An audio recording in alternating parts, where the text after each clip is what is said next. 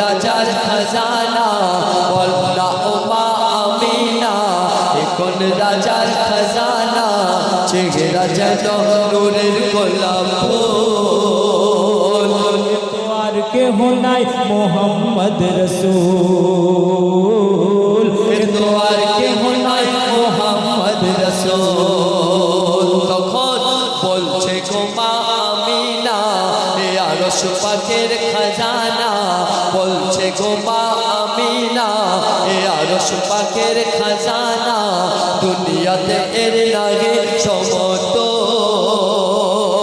এ যে খোদার বন্ধু মোহাম্মদ রসূল এ যে খোদার বন্ধু মোহাম্মদ রসূল সাল্লাল্লাহু আলাইহি ওয়াসাল্লাম। আজকে আপনাদের এই পাড়াতলা গ্রামেতে এই পুকুরের উপরে সুন্দর করে প্যান্ডেল করে এত সুন্দর স্টেজ করেছেন কেন?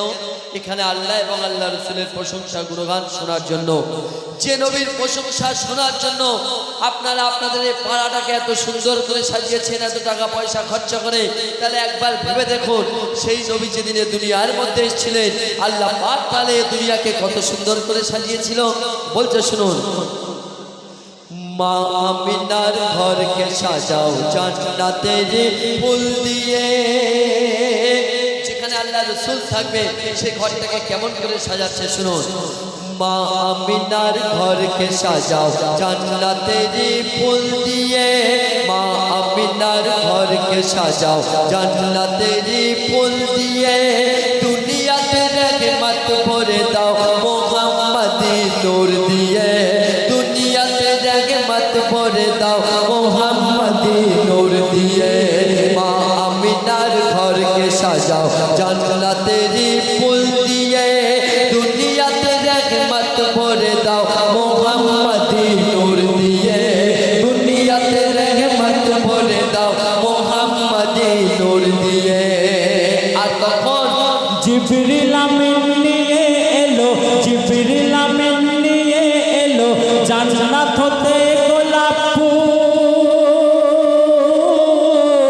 জিবরিল আমিন নিয়ে এলো জান্নাত হতে গোলাপ ফুল। প্রতি ফুলে লেখা আছে প্রিয় মোহাম্মদ রসূল।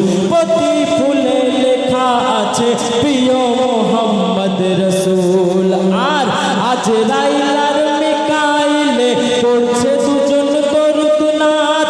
আজরাইল মিকাইলে পড়ছে দুজন দরুদ নাথ। ইসরাফিলের সিংহাতে আজ সুর উঠেছে মোহাম্মদ।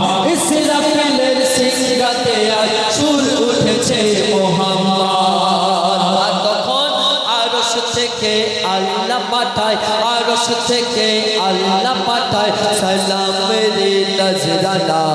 আরশ থেকে